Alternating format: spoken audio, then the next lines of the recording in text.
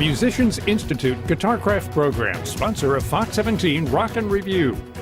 Fox 17 Rock and Review is on the road, and we've got a special guest today who has so many awards, so many hit songs, over 100 million albums sold, New York Times best-selling author, and now you're going to be in the Smithsonian as well. Yep. For music and for your photography. Right.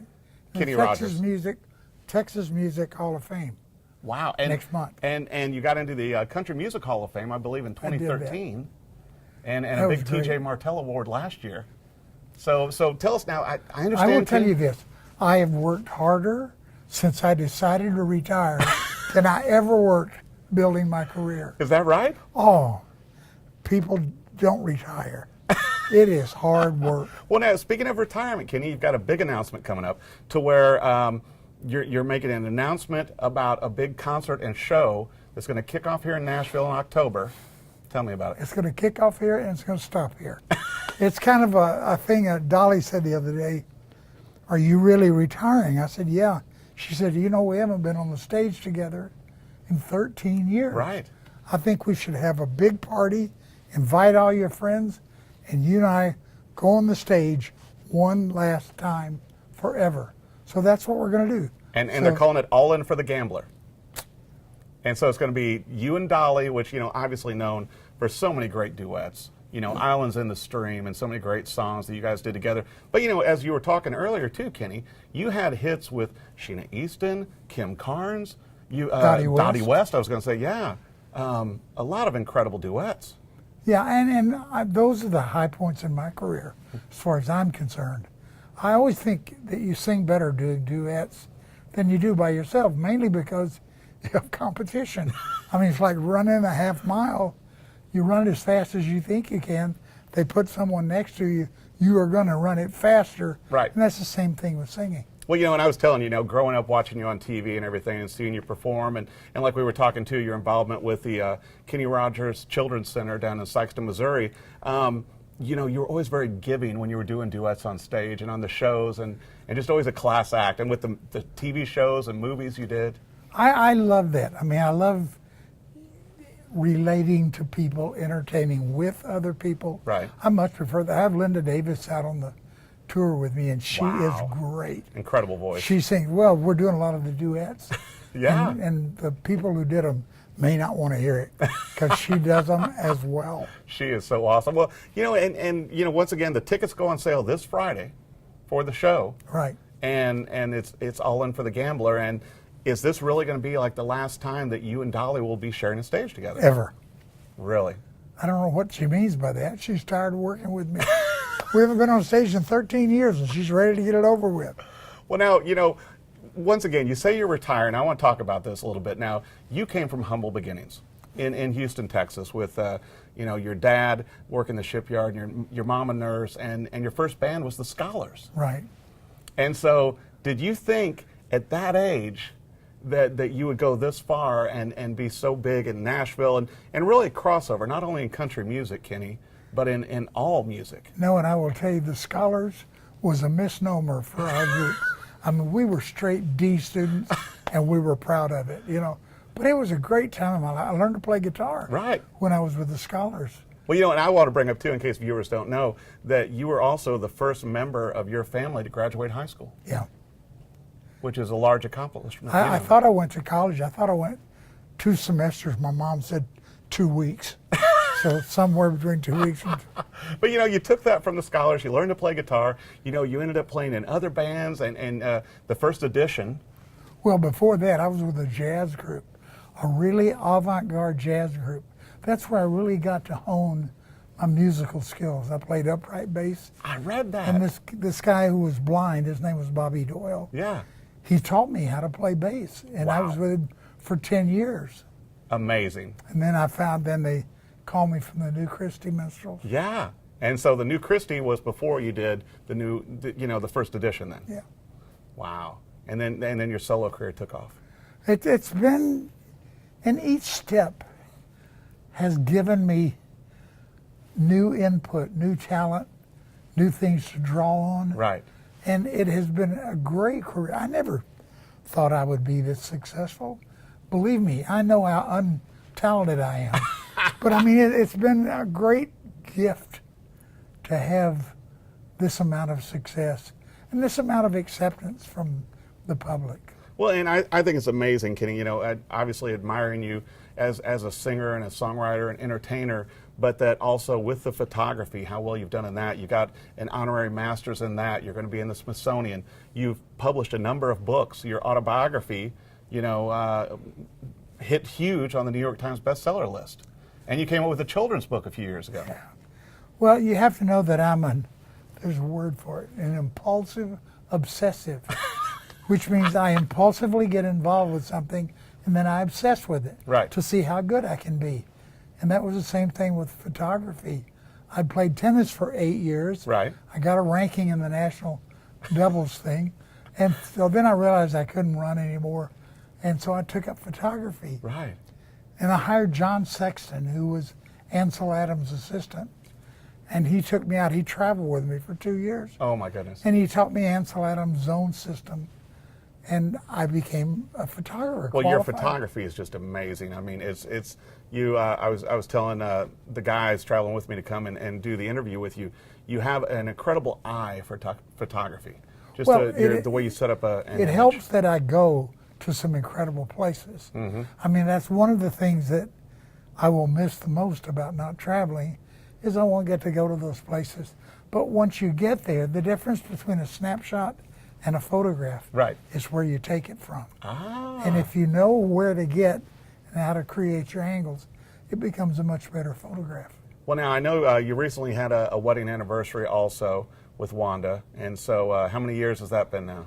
20 years marriage, Right. 26 years together. Well, and apparently that's working out great, and your twin boys. She's a wonderful girl. I mean, I've never met anyone like her. She's the most giving person I've ever met, and I'm the most taking person, so it works. It's a balance. Works out really well. Well, you know, after the retirement, as you're calling it, are you hoping to spend more time with Wanda and the boys? Yeah, I have to tell you, my boys are 12, and 12-year-olds are a piece of work. And they just turned 12 in July. Yeah, in July the 6th. Yeah. And I was talking to them, and they said, "Dad, what are you going to do when you quit performing?"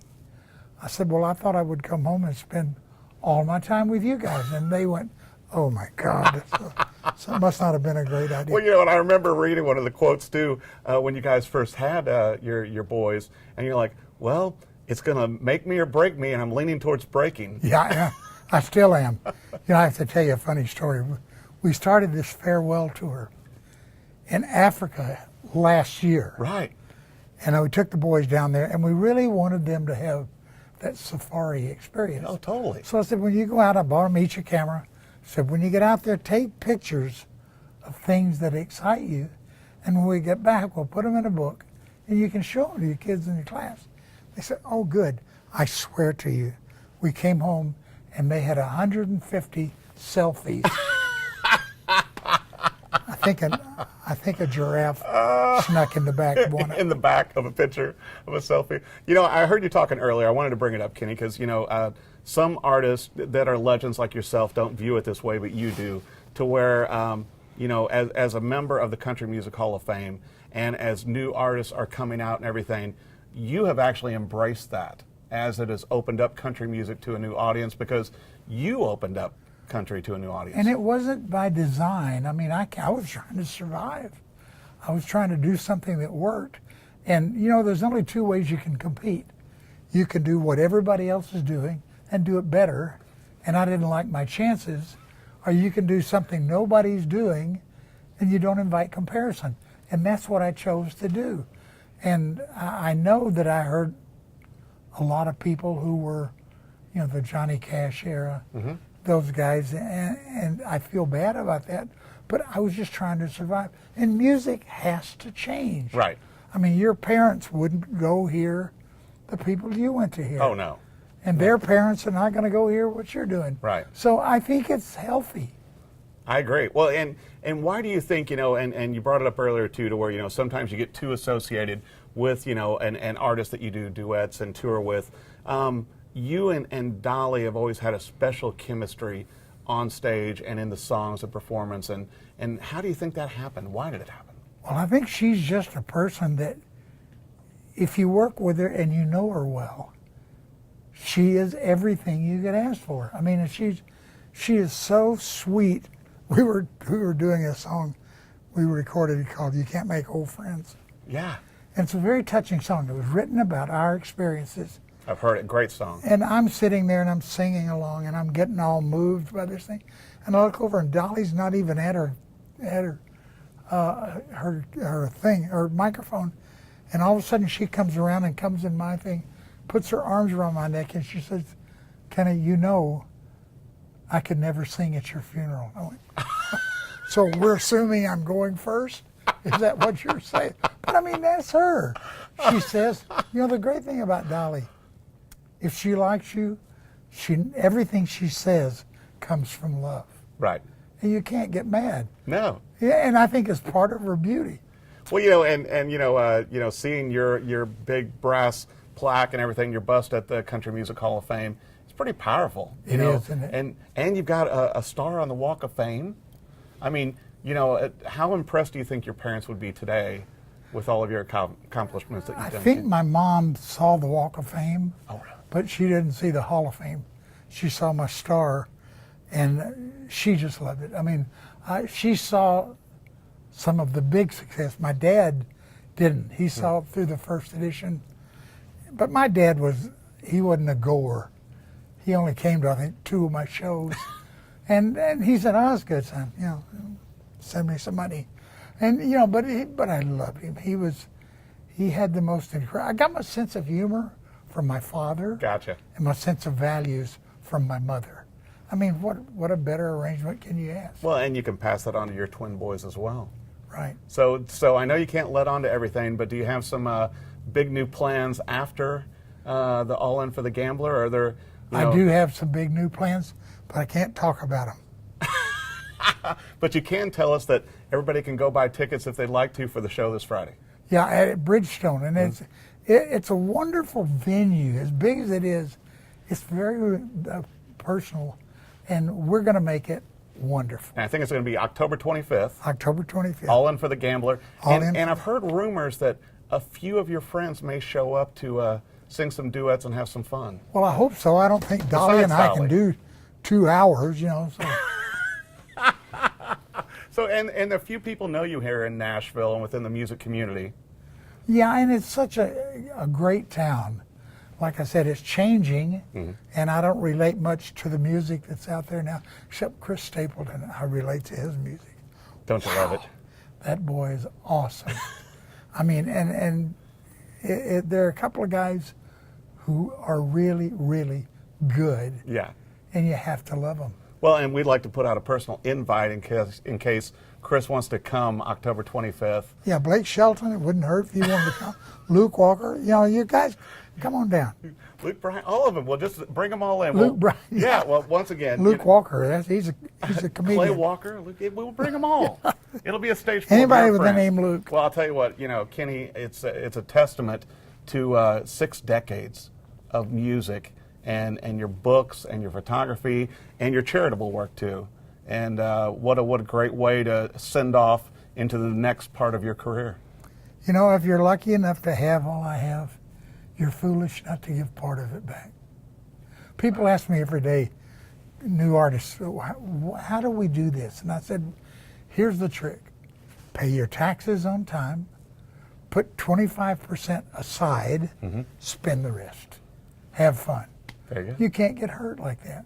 Well, Kenny, it's such a pleasure. It's an honor to interview you. Thank you so much. I enjoyed it. Be sure that the tickets go on sale this Friday. It's going to be October 25th, All In for the Gambler, and that is the one and only Kenny Rogers. And the last time you'll see me and Dolly Parton on stage together. Be sure and get a ticket. Thanks, Kenny. Thank you very much. Appreciate it. Musicians Institute Guitarcraft program, sponsor of Fox 17 Rock and Review.